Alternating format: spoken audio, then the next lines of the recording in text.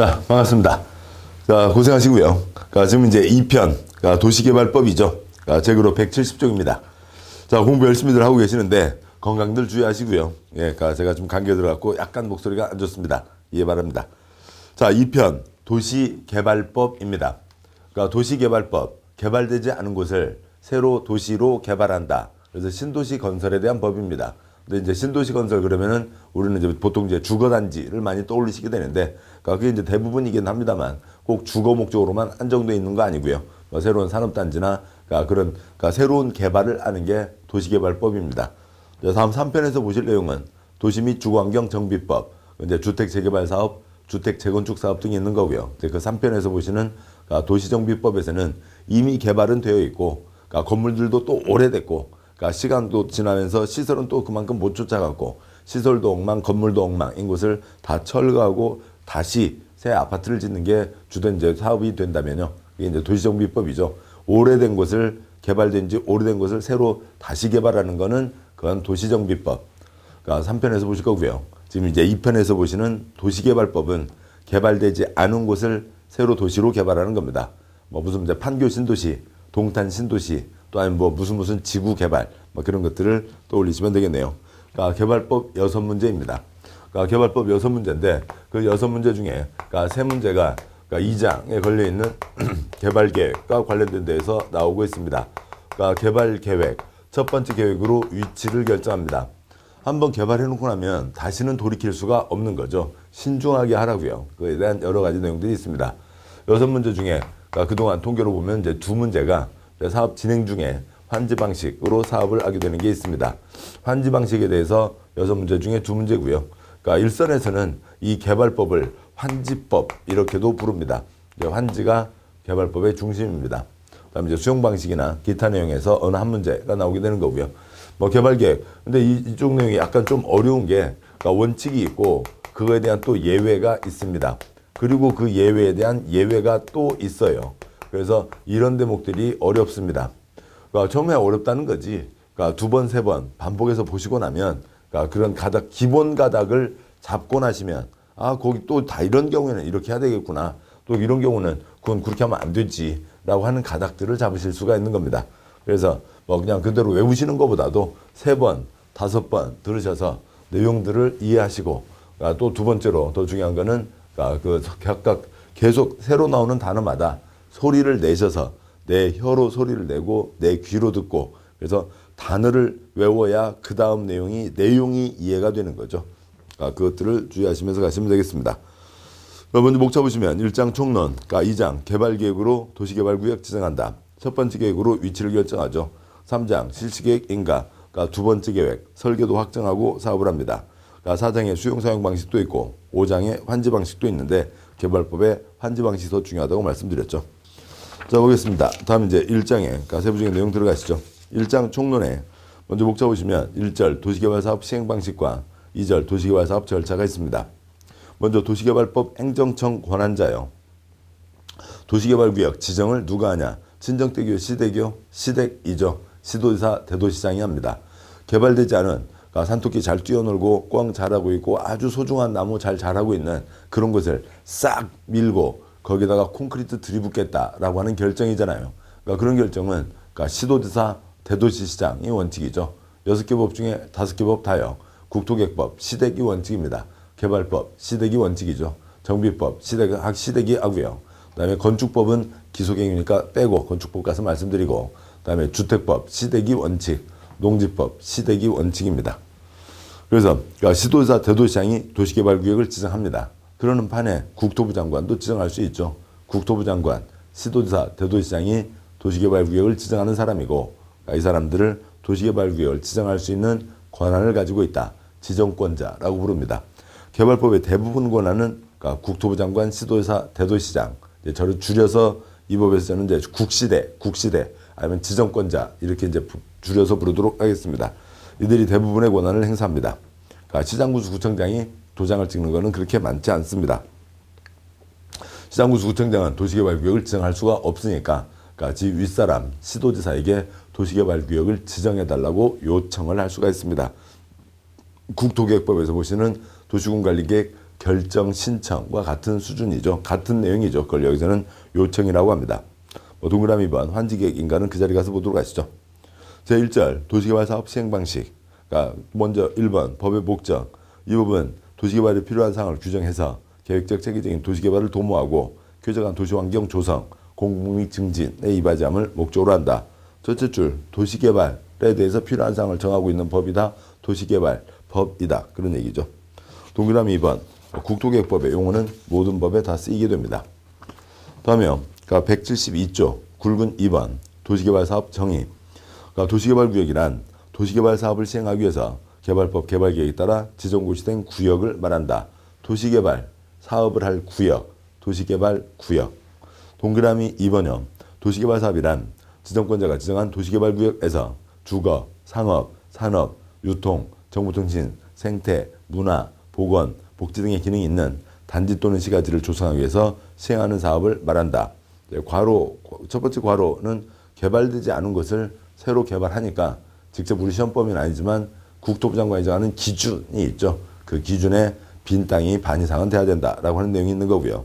두 번째 괄호는 도시개발법, 줄여서 개발법, 도시개발사업, 줄여서 개발사업, 도시개발구역, 줄여서 개발구역 이렇게 부르고 있습니다. 다시 올라가세요. 동그라미 2번의 둘째 줄 단지 또는 시가지를 조성한다. 단지와 시가지에 대한 그러니까 법적인 정의는 더 이상 없습니다. 그다음에 이제 우리가 떠올려 볼 수 있는 게 단지는 빤듯한 땅을 새로 만들어 내는 걸 거고요. 그다음에 이제 시가지는 그 빤듯한 땅에 건물까지 지어서 공급한다. 이제 이런 것들을 떠올려 볼 수가 있겠습니다. 무슨 목적으로요? 아무거나 들어갈 수 있죠. 동그라미 2번의 첫째 줄에 주거 상업 등이 있는데 아파트가 들어가면 주거 단지가 되겠죠. 상가가 들어가면 상업 단지, 공장이 들어가면 산업 단지, 꿀 들어가면 꿀 단지, 된장 들어가면 된장 단지가 되겠죠. 아무거나 다 들어갈 수 있는 겁니다. 그러니까 굵은 3번 도시개발 사업의 시행 방식 어떤 방식으로 하냐라고 하는 것에서 도시개발 사업이 뭐냐라고 하는 그런 그림을 그릴 수가 있는 겁니다. 3-1번 시행 방식 결정 동그라미 1번 그 첫 번째 계획 개발계획이라고 하는 중요한 계획이 있는데요. 그 첫 번째 개발계획에 도시개발구역의 위치, 도시개발 사업의 시행 방식 등에 대한 사항이 포함되며 개발계획은 지정권자가 결정한다. 따라 동그라미 2번 따라서 개발사업 시행 방식은 지정권자가 결정한다. 어떤 방식으로 할 거냐 아주 중요한 결정인 겁니다. 그 내용 보시겠습니다만 아주 중요한 거고요. 그거는 지정권자가 결정하는 거죠. 3-2번 도시개발 사업의 시행 방식 동그라미 1번 시행자는 난 이렇게 해볼랍니다. 안을 낼 수는 있다고요. 근데 최종 결정은 3-1번 그러니까 지정권자가 시행 방식을 결정하는 겁니다. 3-2에 동그라미 1번은 보지 않으셔도 되고요. 그러니까 동그라미 2번 도시개발 사업은 시행자가 도시개발구역의 토지 등을 수용 또는 사용하는 방식이나 그러니까 환지 방식 이를 혼용하는 방식으로 시행할 수 있다. 1번 환지 방식은 뭐냐면 법적 정의가요. 도시개발 사업 시행하는 지역의 지가가 인근 다른 지역에 비해 현저히 높아 수용 사용 방식으로 시행하는 것이 어려운 경우에 환지 방식으로 하고 두 번째 점 대지로서의 효용 증진과 공공시설의 정비를 위해서 토지의 교환 분합, 기타 구역 변경, 지목 형질 변경, 공공시설 설치 변경이 필요한 경우에 환지 방식으로 합니다. 다음 쪽 보시면 그 설명은 곧 설명 중에서 말씀드릴 거고요. 작은 2번 수용 사용 방식 계획적 체계적인 도시개발 등 단지 또는 시가지에 집단적인 조성과 공급이 필요한 경우에 수용 사용 방식으로 한다. 대규모 단지를 만들겠다라고 하는 거죠. 3번 혼용 방식 두 가지를 섞는 거죠. 도시개발구역 요청하는 지역이 부분적으로 환지 방식, 수용 방식에 해당하는 경우 다음 시행자가 도시개발 사업을 혼용 방식으로 시행하려면 다음 방식으로 도시개발 사업을 시행할 수 있다. 3-1번 분할 혼용 방식 수용 사용 방식 적용되는 지역과 환지 방식 적용되는 지역을 사업 시행 지구별로 분할해서 시행하는 방식. 3-2번 미분할 혼용 방식 사업 시행 지구를 분할하지 않고 수용 사용 방식과 환지 방식을 혼용하여 시행하는 방식 등이 있습니다. 그러니까 선을 그어놓고 할 수도 있고 선 긋지 않고 개별 필지마다 찍어서 할 수도 있다. 점 분할 혼용 방식에 따라 사업 시행 지구를 분할하여 시행하는 경우에는 각 지구에서 부담해야 되는 기반시설 설치 비용을 명확히 구분하여 실시계획에 반영하여야 한다. 땅을 구분할 것 같으면 돈도 명확하게 구분을 하라고요. 그런 얘기입니다. 그 아래표는 요약한 설명이고 다시 보도록 하시고요. 일단 다음 쪽 그림까지 가서 다시 보도록 하겠습니다. 174쪽에 네모 환지 방식의 비교가 있습니다. 서울특별시에서요. 특히 그 가끔 뉴스나 이제 신문에서 자주 나왔고 그쪽에 뭔가 관심이 있었거나 연관이 있어서 기억을 하시는 분도 계시겠죠. 서울 개포동 구룡마을이라고 하는 곳에 개발 사업을 어떻게 할 거냐라고 하는 걸 갖고 서울특별시와 아래 기초자치단체인 강남구 사이에 의견 차이가 있었습니다. 그 과정에서 사업이 개발 사업이 이런 사업들입니다라고 하는 서울시에서 낸 설명 자료가 있습니다. 그림까지 보고 그다음 이제 앞으로 가서 설명을 드리도록 하죠. 네모 1번 환지 방식은 환지 땅을 바꾸어 주는 겁니다. 볼펜 주인끼리 네 볼펜 예쁘네. 내가 이거 줄게. 그 볼펜 놔줄래? 볼펜 교환을 할 수가 있죠. 환지는 땅 교환을 하는 겁니다.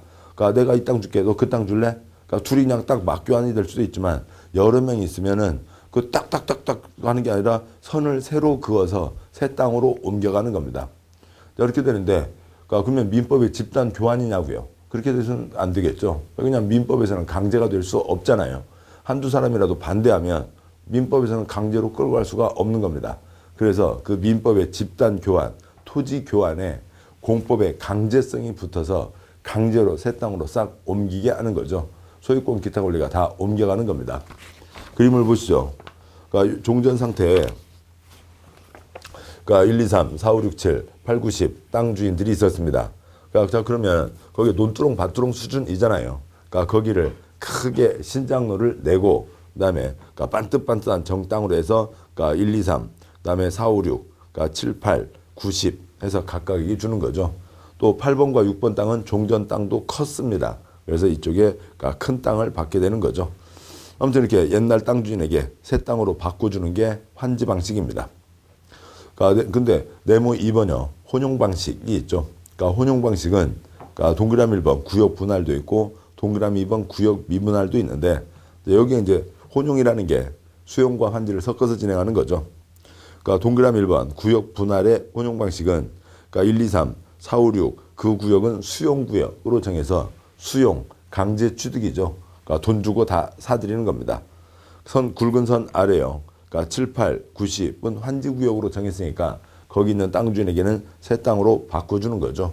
그래서 오른쪽 그리며 새 공공시설 들어가고 신장로 들어서고 그 다음에 분양 다 돈 주고 샀으니까 시행자가 새로 대지를 개발해서 대지를 조성해서 그다음에 이제 그 누구에게 분양을 하거나 임대를 하겠죠. 그리고 환지 구역에 있던 토지 소유자 7, 8, 9, 10에게는 새 땅으로 바꿔주는 겁니다. 동그라미 2번 구역 미분할 방식은 혼용, 수용과 환지를 섞어서 하는데 구역을 구분하지 않고 개별 필지마다 찍어서 가는 거라고요. 그래서 이 대상 지역을 해서 동그라미 2번 구역 미분할에서 아래 그 왼쪽에 누가 어디게 될지는 처음에는 알 수가 없는 거죠. 정해져 있는 게 아니니까요. 시행자가 찍는 겁니다. 그래서 오른쪽을 보시면 나머지 땅들은 다 수용이 된 거고 3, 4, 8, 6 사람에게는 새 땅으로 바꾸어주는 이런 사업을 하게 된 겁니다. 그림으로 보시면 이렇게 되고 이상 내용들을 다시 좀 더 설명을 더 추가해서 드리도록 하겠습니다. 172쪽 오시죠. 172쪽에 1번 환지 방식이 있습니다. 개발법에 이 개발 사업이 뭐냐라고 하는 건 완전히 꿰고 계셔야 되는 거고요. 또 개발 사업에서 환지 방식이 중요한 거죠. 환지 방식은 이제 환지 사업이라고도 하고요. 환지 사업은 2002년까지는 토지구획 정리사업이라고 불렀습니다. 그리고 토지구획 정리사업 법이 있었어요. 근데 그 법을 지금 개발법이라고 이름을 바꾼 겁니다. 따라서 일선 공무원들은 개발법을 환지법이라고 부른다고요.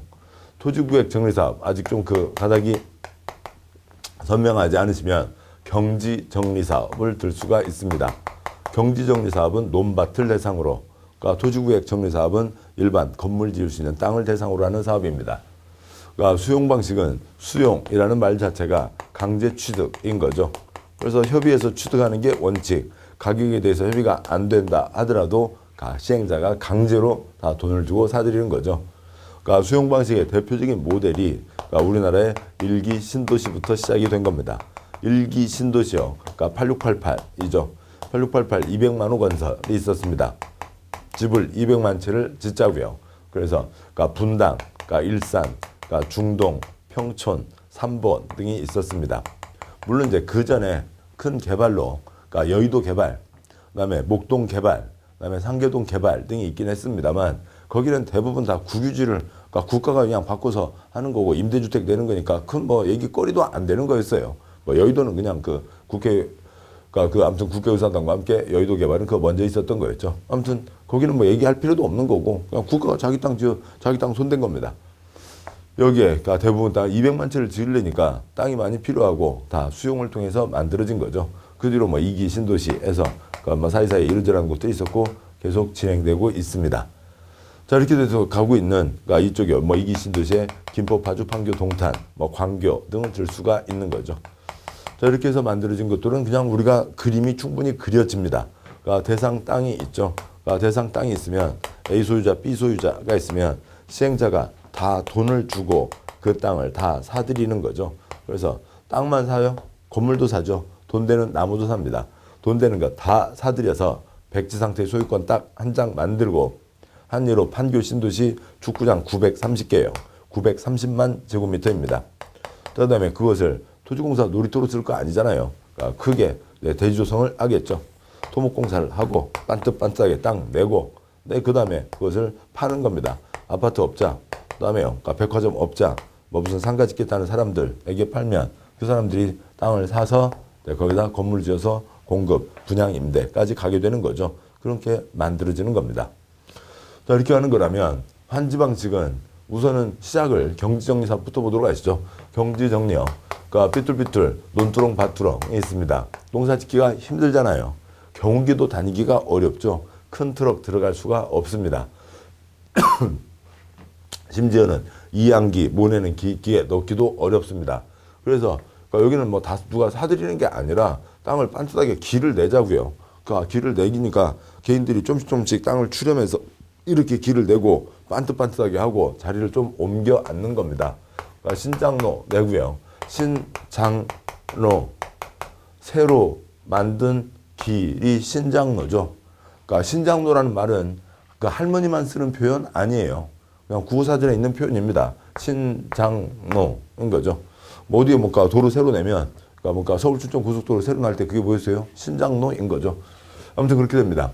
그래서 신장로 내고 그다음에 땅 반듯반듯하게 선 그어서 그러니까 이쪽에 A 소유자에게 토지 A, 그다음에 B 소유자에게 새 토지 B로 바꾸어 주는 겁니다. 땅을 바꾸어 주는 거죠. 토지 대신에 토지로 바꾸어 주는 겁니다. 뺏어가는 게 아니고요. 바꿔 줍니다. 그러면 소유권 넘어가고 그러니까 은행에 돈 빌린 것 등등 기타 권리들 다 넘어갑니다. 민법의 교환인데 그러니까 거기에 냅둬유 하는 사람도 강제로 끌고 가야 되는 거죠. 그래서 강제로 환지하게 되는 겁니다. 그러면 강제 환지 방식이요? 아니죠. 그러니까 환지면 그냥 강제 환지인 거고 수용은 강제 수용인 거죠. 그러니까 그러면 왜 강제를 안 써요? 공법은 다 강제니까 공법에서 강제자 쓰는 것만큼 촌티나는 거 없습니다. 그냥 공법은 다 강제예요. 그러니까 뭔가 빨간불 때 건너지 마라. 교통에 대한 공법이잖아요. 그거에 대해서 교통경찰관이 그 앞에서 그러니까 우주 플리스 건너지 말아 주실래요? 그런 거 아니잖아요. 그냥 빨간불 때 건너지 마라 돼 있는 겁니다. 강제로 싹 바꾼다라고 하는 거죠. 이렇게 진행하게 됩니다. 그러면 개발을 하게 되니까 여기까지는 이제 경지정리 사업이었고 이제 그것을 일반적인 땅에서 하는 게 토지구역 정리 사업입니다. 그러면 토지구역 정리 사업 들어보신 적 많으세요? 많지 않으신데 토지구역 정리 사업은 아무튼 땅 뭐 길을 좀 반듯반듯하게 내고 그다음에 엄청 도로가 났으니까 차는 다니는 거죠. 8688 이전에요. 8688 이전에 있는 사업으로 그러니까 아니면 그런 어떤 시가지로 그러니까 서울의 신도시 있나요? 서울의 신도시라고 얘기할 것이요. 없죠. 서울에 구시가지가 있는 겁니다. 각 어지간한 도시들의 구시가지들이 다 있는 거죠. 신도시라고 얘기하는 정해진 곳 빼고 각 도시마다 구도심들 다 있습니다. 그러면 거기에 차들 다 들어갈 수 있죠. 그러니까 집들 크기가 다 고만고만하잖아요. 단독주택 밀집되어 있는 골목들이요. 그러니까 집 크기들도 그만하고 그 다음에 골목길도 좁고 그렇긴 합니다. 근데 아무튼 골목길은 있잖아요. 언제부터요? 차 들어가는 골목길 고려시대요? 조선시대요? 아닌 거죠. 일제 뒤로 해서요. 그러니까 1920년부터 해서 1980년대 후반 그러니까 8688 일기 신도시 들어가기 전까지 대한민국의 모든 시가지 개발은 무슨 사업으로 다 진행돼 왔냐면 토지구획 정리사업으로 다 진행돼 온 겁니다. 이것으로 진행돼 온 거죠. 그래서 우리가 얘기하는 구도심, 그게 일가 조선 때 만들어졌겠냐고요. 고려 때 만들어졌겠냐고요. 언젠가 누가 한 거죠. 신도시가 아닌 모든 시가지들은 다 일제 때부터 1920년부터 해서 1990년까지 70년, 80년 동안 지금도 계속 되고 있는 거고요. 그러니까 토지구획 정리사업, 환지사업으로 그런 것들이 만들어졌습니다. 그러니까 논밭 싹 뺏어서 거기에 큰 아파트 들어간 수용 방식이 아닌 대부분의 시가지 다른 개발들은 다 이렇게 진행되어 왔다고요. 좀 더 가보죠. 자, 여기에 A 소유자가 1000제곱미터이고요. 논두렁 밭두렁이니까 10,000원이었습니다. 자, 그런데 여기에는 개발을 하니까 공적시설이 모자라면 안 되죠. 그러니까 도로 땅 여기저기에 있겠습니다만 면적이 한 이 정도 된다고 치고 공원 여기저기에 있겠죠. 구청 들어와야죠. 보건소 들어와야죠. 세무서, 도서관 들어와야 됩니다. 공적시설이 예전보다 훨씬 많아졌습니다. 자, 그러면 여기에서 개인이, 그러니까 여기 전체 개인 땅 80, 그러니까 공적인 땅 20이 있었다고 치죠. 공적인 땅이 많아집니다. 60이요. 개인에게 줄 게 40이 되는 거죠. 이거를 이 빨간 땅을 중국에서 사와서 붙인 거 아니잖아요. 개인들한테 출렴을 해서 땅을 출렴을 해서 공공시설을 넣고 가게 되는 겁니다. 개인 전체가 80이었는데 이 구역에 40밖에 개인에게 못 주게 되니까 평균적으로 땅이 다 반토막 나는 거겠죠. 1000제곱미터 갖고 있던 사람 500제곱미터를 받게 됩니다. 찬성해요? 반대해요? 찬성하는 거죠. 논두렁 밭두렁 땅값 10,000원, 신도시 땅값 10만 원은 되겠죠. 1,000만 원짜리 땅 주인이 5천만 원짜리 땅 주인이 되는 겁니다. 거기에다가 누리여 계속 그 신도시 개발에 따르는 개발 이익들을 누릴 수가 있게 되잖아요. 소유자입니다. 새 소유자니까 이분들이 계속 여기서 생기는 이익들을 계속 가져가게 되는 거죠. 서울의 강남, 잠실 그런 쪽들 다 이런 과정을 통해서 진행이 돼서 그렇게 누리고 계시고 지금까지 가고 계시는 거잖아요. 옛날 잠실이요. 잠실 잠이 뭐예요? 누에 잠자죠. 누에는 뭘 먹고 자라고요? 뽕나무 잎을 먹고 자라는 거죠. 그래서 지금 잠실 롯데2 123층 올라간다는 그 잠실 그 자리가 옛날에는 누에 키우기 위한 뽕나무를 키우던 곳이었습니다. 그래서 거기서는 이제 뭐 하고 있었고요. 그 전까지는 그냥 영화 찍는 거였죠. 그러니까 뽕1, 뽕2, 뽕3 뭐 영화 찍고 있었습니다. 뭐요? 그러니까 이대근 씨, 이미숙 씨 나오는 그 뽕 기억하시는 분도 있고 뭐 모르시는 분도 계시겠지만 아무튼 뭐 뽕이라고 하는 아주 뭐 아무튼 한때를 풍미했었던 영화가 있었습니다. 그런 거 하고 있던 곳이었는데 거기가 엄청난 그 토지 소유자들이 이익을 갖게 되는 거죠. 수용은요. 여기 보시죠. 1,000만 원짜리 땅 주인이 있습니다. 그런데요. 수용은 시행자가 다 돈 주고 사가죠. 돈 주고 사갈 때는 개발 이익을 배제한다고 얘기합니다. 즉 뭐냐면 여기 배추상추 키우고 살고 있었는데요. 거기에 신도시가 들어선다네. 그러니까 막 이제 땅값이 들썩들썩하고 올라가기 시작하는 거잖아요. 그런 들썩들썩하는 거는 다 값에서 뺀다고요.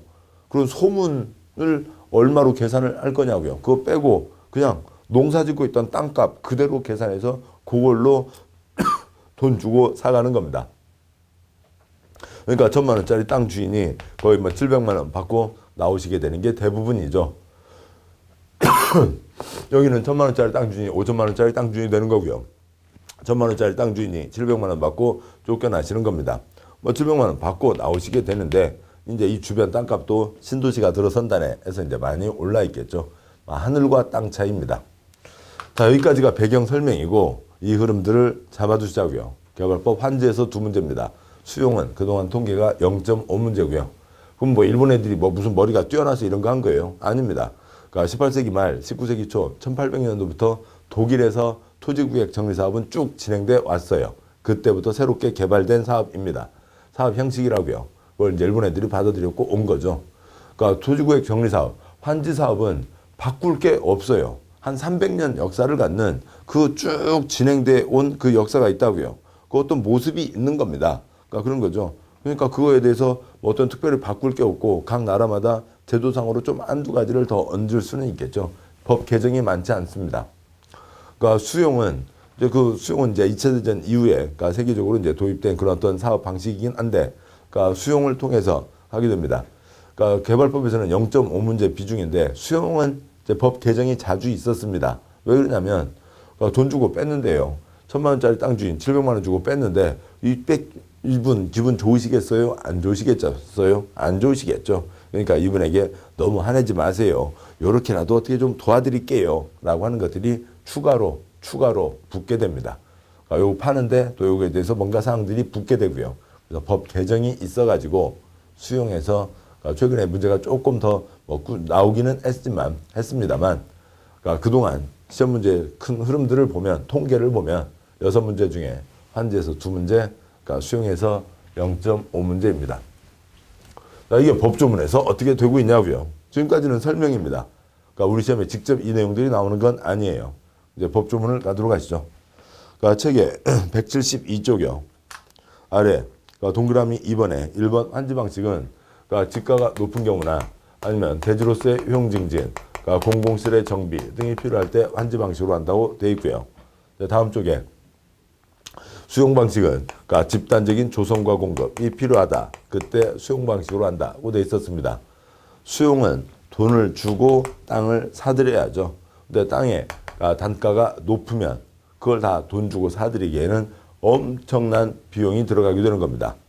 뭐라도 좀 개발되어 있는 곳이라고 치자고요. 건물들이 있으면 거기를 그러니까 돈 주고 사들이기가 어려운 거죠. 그러니까 그럴 때는 그러니까 환지로 하게 됩니다.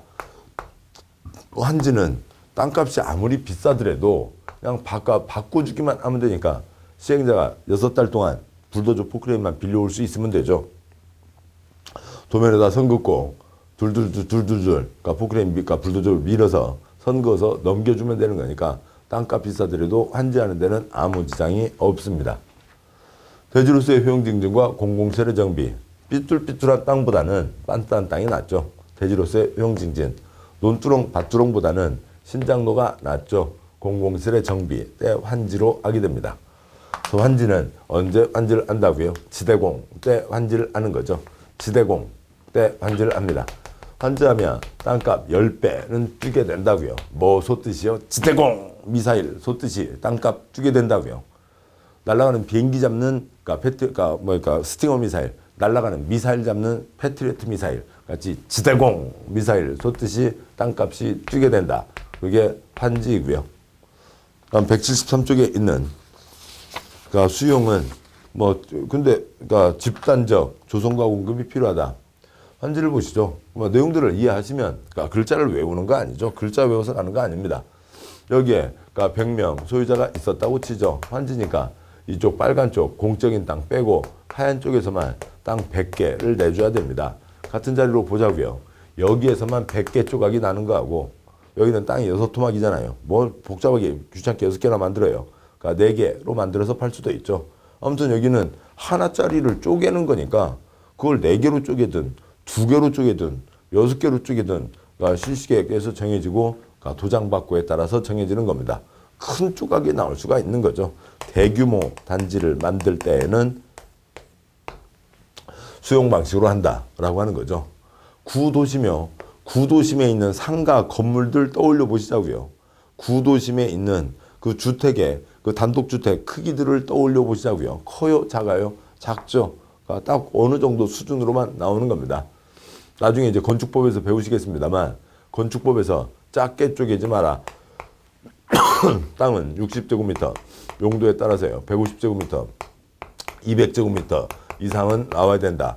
라고 하는 이것에 어기지 않는 딱 그만큼의 어느 숫자로만 나오는 게 대부분입니다. 그런데 여기 수용은 대규모 단지를 만드는 거죠. 판교 신도시, 광교 신도시, 집 들어서 있는 땅이요. 아파트 단지 하나의 크기요. 상가 땅이요. 상가 건물의 크기요. 그러니까 그런 것들을 떠올리시면 되겠죠. 아무튼 얘기가 길어졌습니다만 환지와 그러니까 수용과 그 내용의 차이에 대해서는 완전 꿰고 계셔야 됩니다. 1,000만 원짜리 땅 주인, 5천만 원 땅 주인이 되고 계속 누리시게 되는 거고요. 1,000만 원짜리 땅 주인 700만 원 받고 쫓겨나시게 되는 게 수용입니다. 자, 여기까지 보셨고요. 계속 이어서 가시죠. 그러니까 173쪽 아래 표에 뭐 지대공 등 그 내용을 정리한 표가 있었고요. 174쪽 표를 아까 보셨습니다. 그러니까 다음을 보시면 그러니까 175쪽 오시죠. 그러니까 3-3번 도시개발 사업 시행 방식의 변경이 있는데 뭐 시험 나온 적은 한 번도 없네요. 그 아래 표를 보시면 표의 제일 아래줄이요. 토지 소유자에게 이익되는 방향으로 변경할 수 있으나 민간 시행자인 경우 전부 환지 방식으로 변경할 수는 없다. 그러니까 뭐 어디에서 환지를 한다고 그랬습니다. 그래서 1,000만 원짜리 땅 주인들이 와 이제 나는 5천만 원짜리 땅 주인이 되네. 그리고 기대를 하고 그러니까 딸내미 아이고 빨리 사업해야지. 그러면 사업하면 좋겠네. 아빠 그러면 나 빨리 시집 보내줘야 돼. 등등등 뭐 그런 딸내미가 있다고 치죠. 그러니까 수용이면 1,000만 원짜리 땅인데요. 그러니까 그것을 700만 원 받고 쫓겨나는 게 대표적인 예입니다.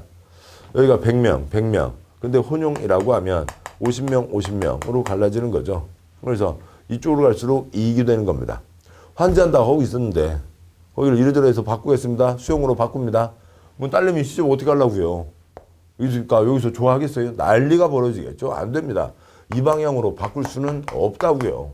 이익되는 쪽으로 바꿀 수는 있는 거죠. 이익되는 쪽으로 바꿀 수는 있습니다. 그런데 여기가 민간 시행자인데 여차저차 뭐 대한민국 5칸 건너가면 청와대 아는 사람도 있다는 얘기들이 자주 있고요. 또 아무튼 몇 칸 건너가서 누구 아는 국시대가 있다고 치자고요. 민간 건설업자가 어찌고 저찌고해서 나 이거 환지로 바꿔달라. 어찌고 저찌고해서 이거 환지로 바꿔달라. 그러면 안 된다고요. 그러니까 민간은 그러니까 그 원래 정해진 사업대로 환지로 시작했으면 환지로 가는 거고 혼용이었으면 혼용으로 가는 거고 수용해서 혼용까지 가는 건 봐줄 수 있지만 민간이 여차저차해서 환지로 처음에는 아니었는데 그러니까 땅 주인들 떼부자 되는 방법으로 그렇게 변경할 수는 없는 겁니다. 그러니까 민간은 장난치지 마라 그런 얘기입니다. 그러니까 그런 취지인 거고요. 그러니까 다음에요. 그러니까 굵은 4번 순환 개발이 있습니다. 순차적 개발과 임대주택 건설이 있는데요. 그러니까 동그라미 1번 시행자는 도시개발 사업을 원활하게 시행하기 위하여 도시개발구역 내외에 새로 건설하는 주택, 이미 건설되어 있는 주택에 도시개발 사업 시행으로 설계되는 주택의 세입자 소유자를 임시로 거주하게 하는 등의 방식으로 도시개발구역을 순차적으로 개발할 수 있다. 뭐 좋은 일입니다. 근데 할 수 있다인 거죠. 도시정비법은 해야 한다. 6가지 사업 중에 5가지 사업은 해야 한다. 여기서는 할 수 있다. 왜냐하면 개발되지 않은 곳입니다. 개발되지 않은 곳이니까 그러니까 건물이 많지 않죠. 사람도 그렇게 많지 않습니다. 그러니까 거기를 아는데 그러니까 거기를 한 방에 싹 밀어서 갈 수도 있는 거죠. 큰 지장 없어요. 이렇게 할 수도 있다고요. 그런데 몇몇 사람들 아무튼 그래도 사람은 계시는데 대한민국 어디라도 사람은 살고 있잖아요. 한 방에 싹 밀게 되면 그러니까 이쪽 분들 어디가 새로 들어갈 때까지 생활의 근거지를 옮기셔야 되잖아요. 잠시로 사는데 뭐 어려워집니다. 그러니까 대상 구역이 있으면 이 대상 구역에 여기를 1구역으로 정해서요. 그래서 1구역만 먼저 사업을 합니다. 1구역만 철거를 하고 그러면 1구역에 계시는 분만 나오시면 되잖아요. 나머지들은 그대로 계시는 겁니다. 그러니까 이분들만 살 수 있는 집을 마련해 주고 여기 안에 있거나 바깥에 있거나 여기 안에 있거나 바깥에 있거나요. 그래서 이분들 나와서 살 수 있는 집 마련해 주고 그다음에 뭐 이게 1구역도 이것도 좀 큰가요? 그러면 여기까지 끊어서 1구역이요. 그렇게 해서 하고 그다음에 1구역 이제 아파트 들어서면 이분들 들어가시고 2구역 분들도 들어가시고 2구역 철거를 하고 그렇게 해서 순서대로 끊어서 사업을 하게 되면 훨씬 사업이 부드러워지는 거죠. 사람들이 아주 급격하게 옮겨가지 않아도 됩니다. 그런 식으로 하면 훨씬 이분들이 살기가 편해지시는 거죠. 그래서 1차 개발, 2차 개발, 3차 개발 순차적으로 해갈 수도 있다. 근데 좀 비용이 훨씬 더 많이 들겠죠. 왜냐하면 수도 파이프, 가스 파이프만 생각해 보자고요. 그냥 싹 밀어서 파이프 한 번에 들어가면 되는데 여기만 하고 여기는 지금 옛날 집이잖아요. 그러니까 여기에 임시 파이프 들어가고요. 그다음에 여기 옛날 집이잖아요. 그러니까 새로 있었던 임시 파이프 들어간 거하고 여기 공사하면서 공사 끝내고 그 임시 파이프하고 또 임시로 연결을 해야죠. 여기 하고 나서 그 임시 파이프 연결한 걸 이제 다 걷어내고 새 파이프가 들어가야 되는 겁니다. 일이 훨씬 복잡해집니다. 사람이 많지 않으니까 한 방에 밀 수도 있고 순차적으로 개발할 수도 있다. 동그라미 2번. 시행자는 도시개발 사업에 따른 세입자 등의 주거 안정을 위해서 개발계획의 한 항목인 주거 생활시대 조사, 주택 수요, 조사 결과를 고려해서 임대주택 건설 용지를 조성 공급하거나 임대주택을 건설 공급하여야 한다. 임대주택은 건설 공급하여야 합니다. 왜 그러냐면 대한민국 국민요. 식구 누구의 이름으로 누가 됐든 간에요.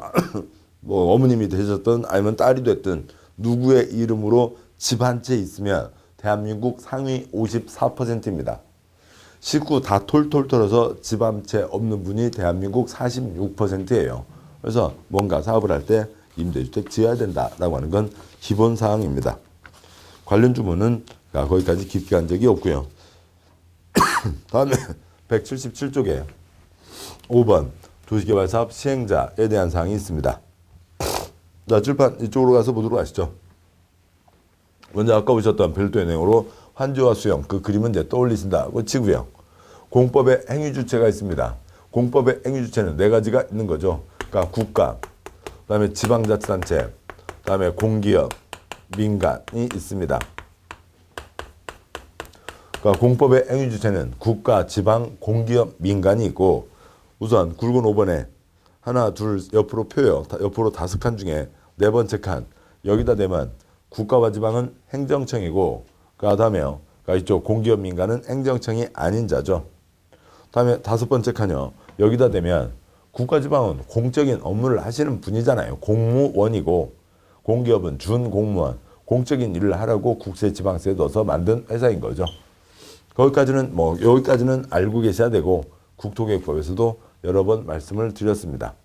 여기까지는 문제가 없어요. 그냥 그러면 이렇게 네 가지로 가면 좋겠는데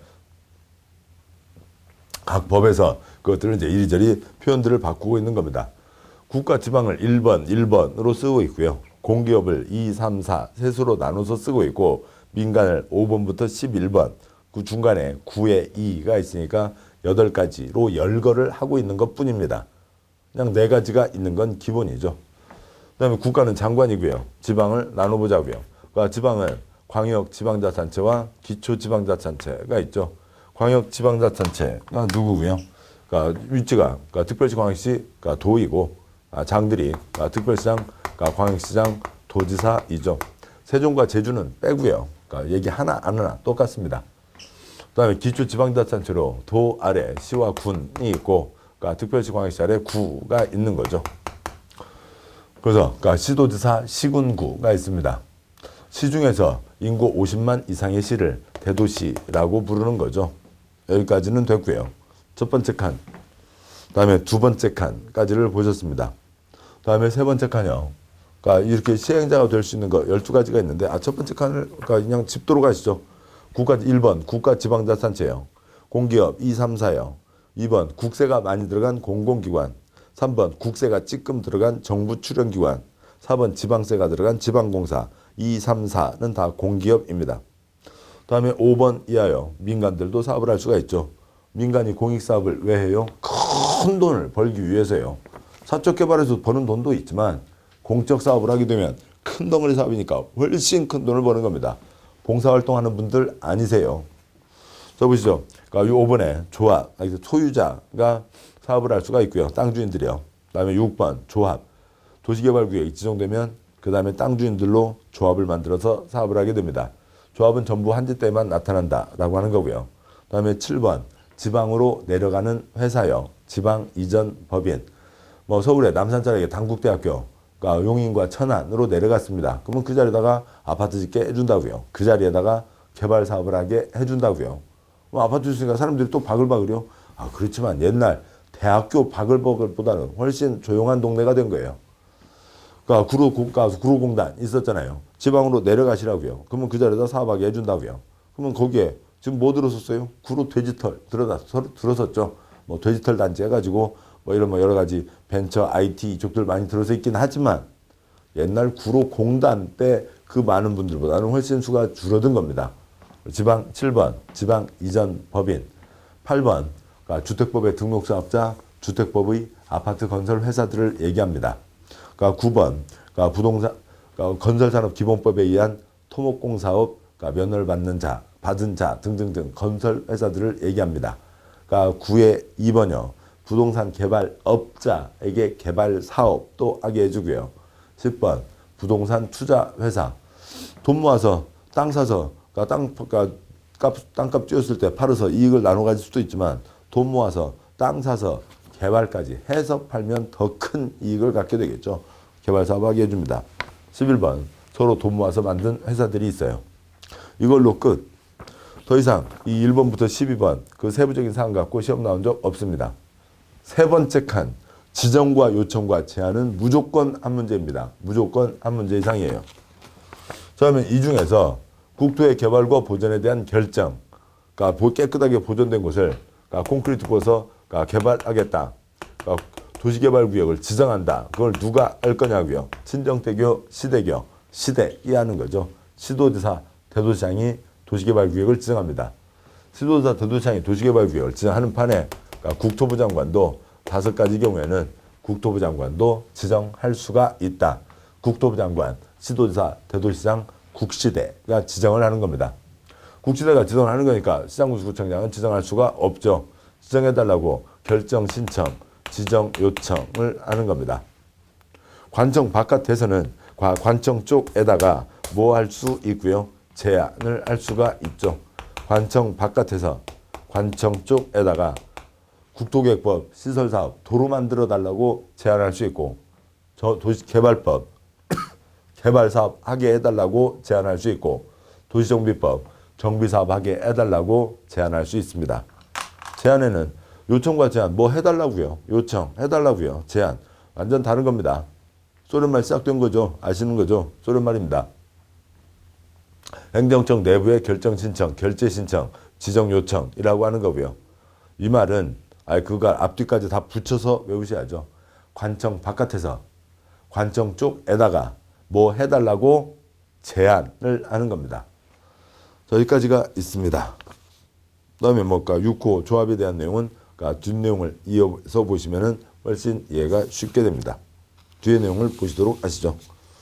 여기까지 보셨고 2절 도시개발사업 절차가 있습니다. 먼저 굵은 1번 도시군계획사업 절차가 있죠. 표가 4칸 중에 첫 번째 칸이요. 도시군계획사업, 공익사업 3가지가 있죠. 시설사업, 개발사업, 정비사업이 있습니다. 표의 첫째 줄이요. 공익사업 신중하게 진행을 하라고요. 계획 2개, 3개 세워서 사업을 합니다. 첫 번째 계획으로 위치 결정, 어디다 뭐 한다 위치를 결정하고요. 그 다음에 시행자가 정해지겠죠. 써봐. 시행자가 설계도를 써내는 겁니다. 그러니까 설계도대로 사업을 실시한다. 설계도대로 사업을 시행한다. 두 번째 계획, 설계도를 실시계획, 사업시행계획서라고 합니다. 세 번째 계획이요. 바꿔줄 필요가 있을 때는 권리변환이 필요할 때는 권리변환에 대한 계획, 그러니까 땅을 바꿔주는 환지계획, 토지건축물로 바꿔주는 환권계획, 그걸 또 정비법에서는 관리처분계획이라고 하는데 바꿔주는 계획까지 세우고 계획 3개를 확정하고 그다음에 신중하게 계획은 세우고 그다음에 차질 없이 집행하는 걸로 가는 거죠. 표의 둘째 줄에는 도로 만드는 시설사업이나 개발법 수용에서는 돈 주고 뺏은 거죠. 끝났습니다. 돈 준 걸로 끝났잖아요. 그러니까 돈 주고 땅 사서 그다음에 그 땅 도로를 만든 다음에 옛날 땅 주인에게 도로 2평, 3평 끊어주는 거 아니죠. 됐습니다. 거기는 권리변환 계획이 없습니다. 그 아래요. 그러니까 2번 도시개발 사업 절차는 지금 보셨던 첫 번째 계획, 개발 계획으로 위치 결정. 두 번째 계획, 그러니까 실시 계획, 설계도 결정. 수용 때는 세 번째 계획 없고요. 그다음에 환지 때 누구누구에게 어디 준다. 환지 계획 확정하고 사업을 한다. 그 가닥입니다. 자, 여기까지 해서 그 1장 총론에 대한 내용을 보셨죠. 환지와 수용, 가닥을 떠올리셔야 되고요. 그다음에 이 시행자는 12가지, 말은 길지만 공법의 행위주체는 4가지가 있다. 그리고 개발법에서는 지정과 요청과 제한이 있다.